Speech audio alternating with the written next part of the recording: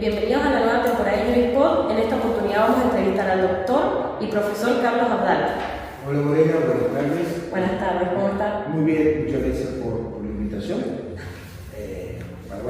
convocaron para hablar del tema del COPLA, que ha estado tan de moda en estos últimos días.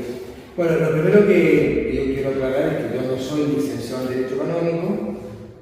Yo soy, como vos dijiste, soy abogado y profe, pero sí fui sacerdote durante 10 años y en el seminario una de las asignaturas que teníamos en la teología era Derecho Canónico. Bueno, cuando el doctor Sebastián me convoca, me pareció interesante poder tener este momento de charla, de encuentro con un tema que se ha hecho más viral en estos días a través de la muerte del Papa Francisco y la elección del Papa León XIV. Así que bueno, era eso lo que quería aclarar. Bien, ¿le parece que empezamos con la Sí, pregunta? por favor. La primera es que, desde una perspectiva estrictamente jurídica, Sí. ¿cómo definirías el cónclave? Bueno, hay que tener en cuenta una cosa, que el Vaticano es un Estado dentro de otro Estado que es Italia, ¿sí? Entonces, en torno al Estado y a la Iglesia, se mezcla lo espiritual con lo temporal, con lo político. Primero que me gustaría aclarar que la palabra cónclave significa con llaves, ¿sí? El cónclave es un ámbito secreto donde se reúnen los cardenales que van a elegir al sucesor de Pedro, porque por ahí algunos decían el sucesor de Francisco, no, era el sucesor de Pedro. A su vez, cuando eligieron al Papa Francisco, el cardenal Bergoglio era el sucesor de Pedro. Entonces, ¿y por qué ese hermetismo? ¿Por qué eso es tan secreto? Precisamente a lo largo de estos 21 siglos de historia del cristianismo y del catolicismo, para evitar la contaminación de los factores políticos externos. También tenemos que recordar que la Iglesia, luego de Constantino y de la paz constantinopolitana y declarar en el 315 que la Iglesia Católica era la Iglesia oficial del Imperio Romano, la vinculación Estado-Iglesia, Iglesia-Estado, poder, fue siempre muy estrecha. Recordemos que antiguamente, yo no lo vi tampoco, los papas, creo que el último fue Juan XXIII, en el 63-66 fue papa, por ahí.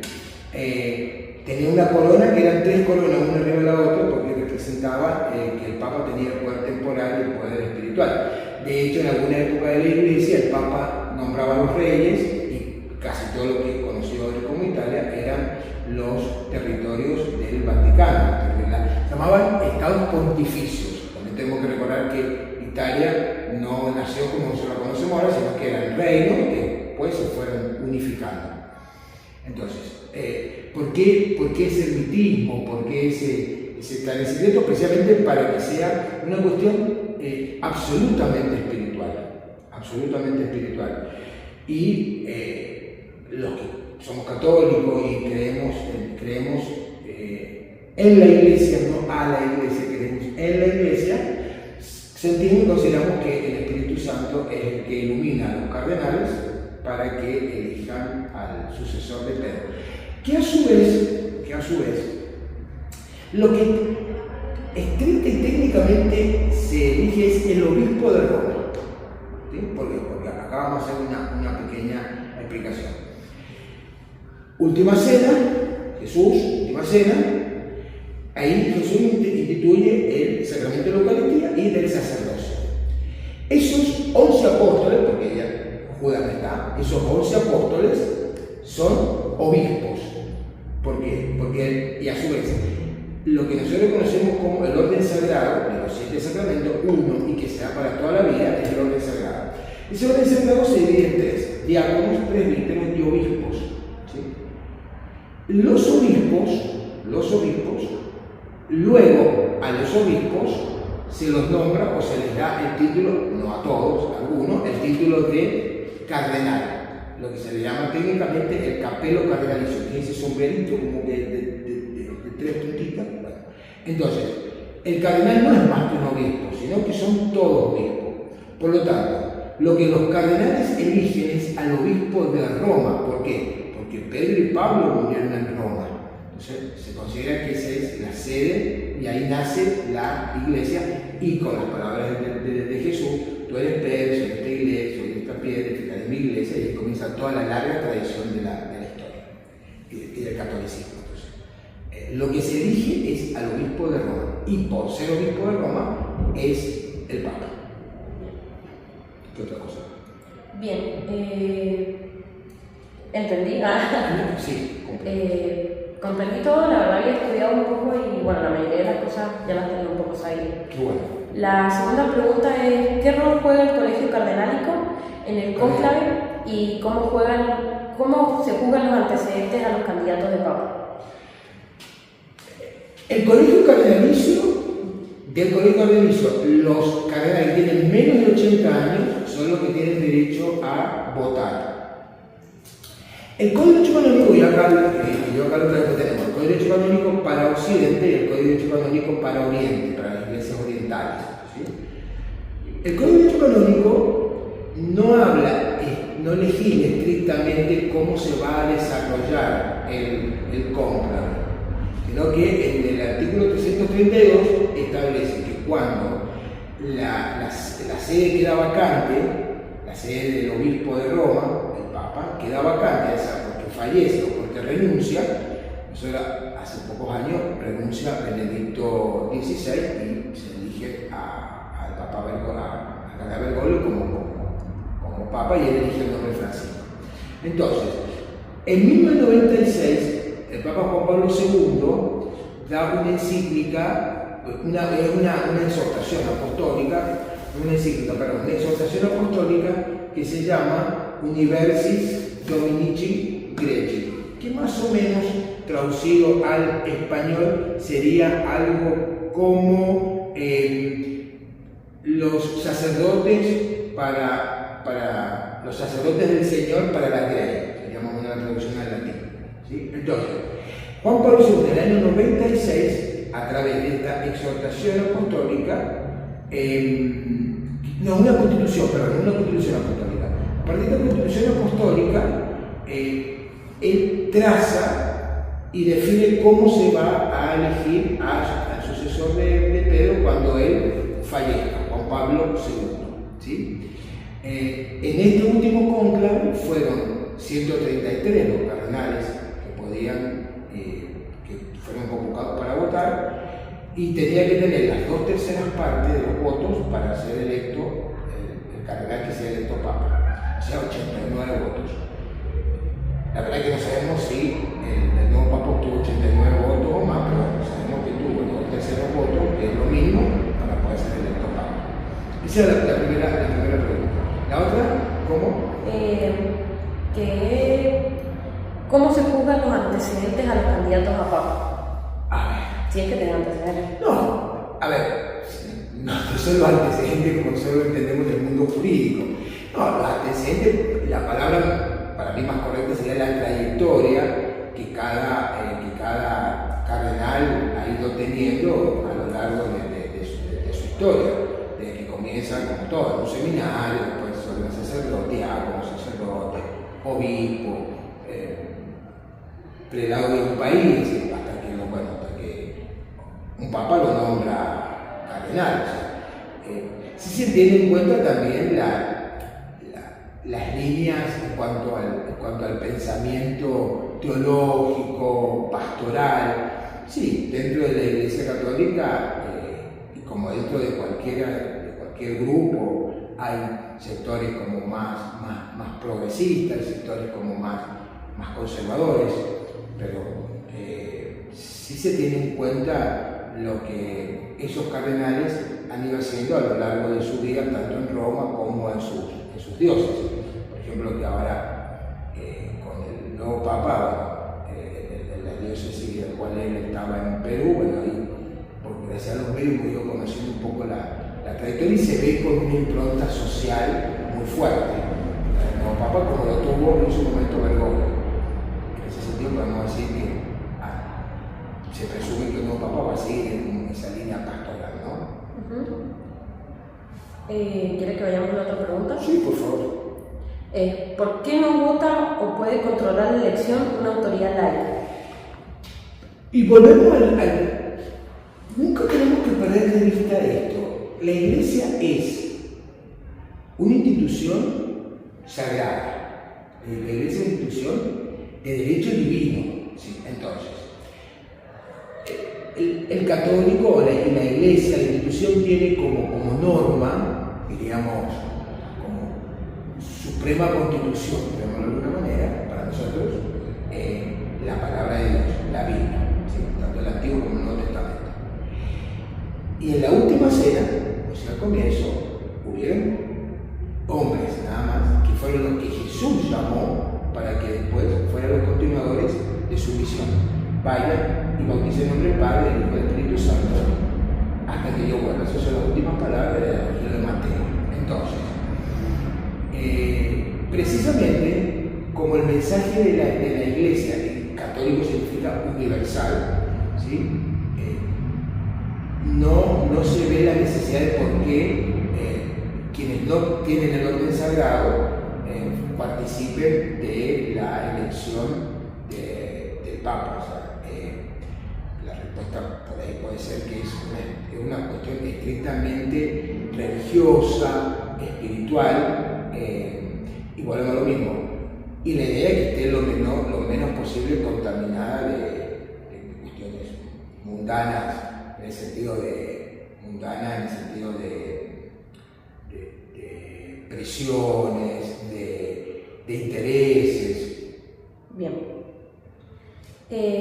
La otra pregunta es, ¿cómo garantiza la libertad del voto de los cardenales electores frente a las presiones internas o incluso geopolíticas? No, a ver, no soy, nunca he estado en un cónclave, ni voy a estar, o sea, que por ahí, no termino de entender bien la pregunta, ¿cómo se llama? Vamos a vuelta.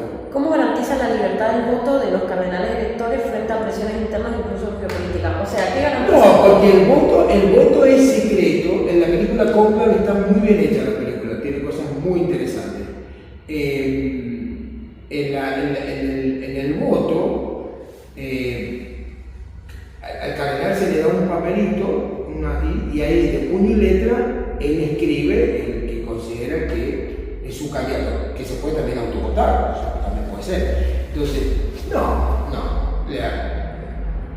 hay algo que volvemos a lo mismo, no tenemos, porque solo como abogados o con una mentalidad como un jurista, no tenemos que perder, y como muy apegado a la ley o a los vicios que pueda llevar un proceso, o las posibles nulidades, todo lo que nosotros tenemos en la esfera del derecho, no tenemos que olvidar que eso también es espiritual. ¿Sí? Y vos fijate, Morena, que cuando, eso sí, ahora la televisión lo transmitió, cuando iban entrando los cardenales a la Capilla Sixtina, que desde 1492 fue la primera vez que se usó la Capilla Sixtina, y después, ininterrumpidamente, de 1878 hasta la fecha, se ha utilizado la Capilla Sixtina.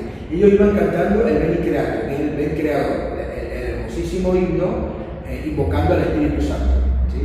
Entonces, esa disposición interior es lo que hace que ellos se sientan libres a la hora de votar lo que cada uno en conciencia y por la acción del Espíritu Santo considera que es el candidato que mejor va a llevar la Iglesia y la misión que tiene la Iglesia, que es la salvación de los hombres, fundamentalmente. Lo cual no significa que ese Papa no tenga, se confiese como cualquier cristiano, seguramente debe tener pecado como cualquiera. Es decir, no tenemos que ni desacralizar ni tampoco espiritualizar el extremo como que porque el Papa es un ser casi divino, no. Es un ser humano con una misión muy clara, que es conocer el pueblo de Dios y lograr un mensaje al mundo de paz, de concordia, de perdón, de lo que las primeras papas, las primeras palabras que dijo el Papa, ¿no? Las palabras de Jesús resucitado, la paz esté con usted. Cuando Jesús se le aparece a los apóstoles estaban encerrados por miedo, los judíos, todo lo que cuenta el relato bíblico. Las primeras palabras de Jesús resucitado, ¿cuáles son?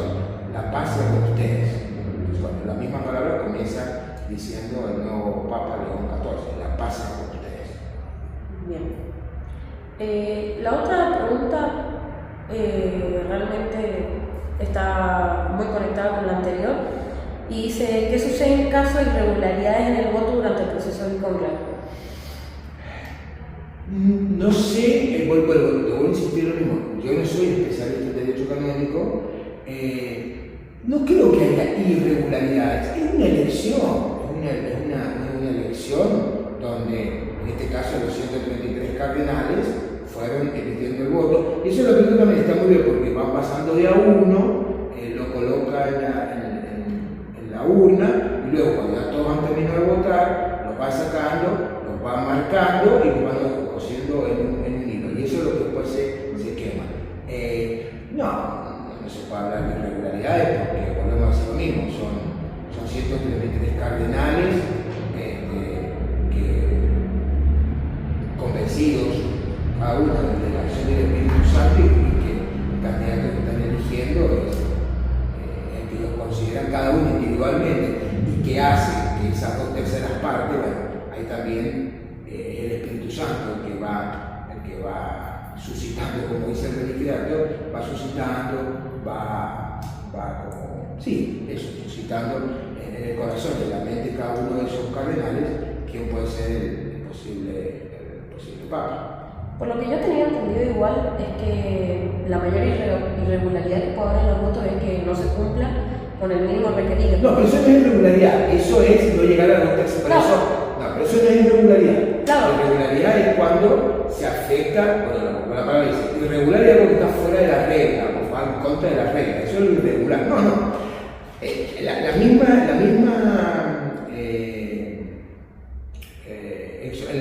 exhortaciones, ¿no? Sí, pero la misma constitución apostólica de Juan Pablo II establece que si no se cumple con las 2/3 partes de los votos, bueno, se pasa a una nueva sesión hasta que se logren los votos. Claro. Es irregular. A eso iba, que eso es lo que puede llegar a pasar si no se cumple con el mínimo, que sigan pasando los días. Claro. Y bueno, este año fueron 3 y creo que... No, todos fueron. Ah, El ¿no? segundo día del Papa Juan Pablo Y si no me equivoco, la que más días tardó fue del Papa Francisco, que fueron 8 días. No, el Papa Francisco fueron 2 días también. ¿Y qué? No, la que más duró fueron casi 3 años, pero ya Gregorio X, no recuerdo bien el año, pero esa fue una que duró como 2 años y medio. Wow, esa fue la más larga. No, esta ha sido muy corta. Y la carta, pues la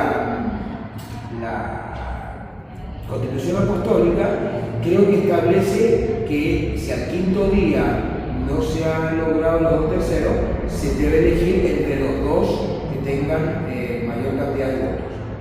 Pero eso habría que hacer un estudio más detenido de la Constitución Apostólica. La otra pregunta es, ¿qué validez tiene la autoridad del Papa electo frente a los demás países?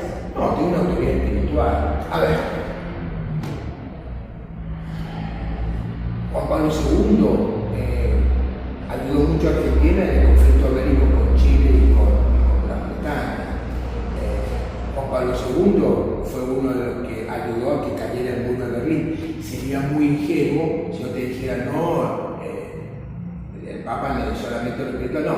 El Papa como autoridad espiritual y también como la autoridad del Estado Vaticano, porque el Estado Vaticano es el último Estado que es teocéntrico, tiene a Dios como fundamento, y en el Papa es en cierta medida una monarquía absoluta, la única que queda, porque el Papa en su cabeza están los 3 poderes, poder legislativo, poder judicial y poder ejecutivo. ¿Sí? Hay dicasterios, el mismo código de hecho canónico, toda una regulación, pero la última palabra la tiene el Papa y es un Estado dentro de otro Estado. Entonces, hay un hecho histórico. La primera visita que Juan Pablo II hace fuera de Roma es a México. México tiene una constitución absolutamente atea de 1916. Entonces, el presidente en ese momento tenía el dilema de cómo recibía, porque porque la Constitución de México prohíbe cualquier tipo de esterilización religiosa. Puertas adentro, se podía celebrar misa, de hecho hay iglesias por todas partes en México. Entonces, ¿cómo hicieron? El presidente de México lo recibe a Juan Pablo II como el representante del Estado Vaticano, como la máxima autoridad político del Estado Vaticano, elegido por sus pares en un cónclave. Bien. ¿Se entiende? Sí. Bien. Y la última pregunta es, ¿qué aspecto del cónclave reformarías en particular lo referido a la participación de las mujeres? No, a ver, volvemos a lo mismo. En la última cena no hubieron mujeres. Sí, pero hablamos personalmente. Sí. ¿Usted No. Creo que la iglesia, creo que la iglesia le debe mayor reconocimiento a la mujer, sin lugar a duda. Ya el Papa Francisco hizo muchísimas cosas. Hay una entrevista muy interesante que le hace Daniel Haddad, para Infobaes al Papa Francisco, que fue una de las últimas que hizo el Papa Francisco, y ahí precisamente el Papa Francisco le dio, dentro del Vaticano, de lo que es la administración del Vaticano, le dio mucha participación a las mujeres. Pero estrictamente, en la Iglesia Católica no hay sacerdotisas, y no sé si en algún momento el Papa convocar algún concilio y analizar esto, pero no, estrictamente no, porque volvemos a lo mismo, son obispos que descienden directamente de Pedro y de los 11 o los 10 restantes apóstoles. Por eso esta iglesia es una iglesia apostólica romana. Bien, pero ¿no le gustaría reformar nada? ¿Algo que ¿En qué sentido? Y no sé. Cambiar.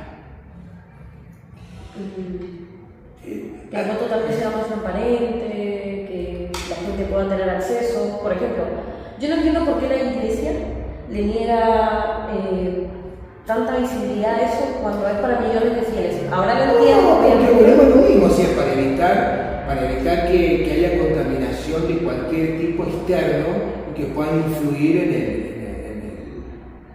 el voto de ese cardenal para elegir al Papa. Eso sí yo lo comparto, me parece que los latinos tenemos un problema que no tienen los orientales.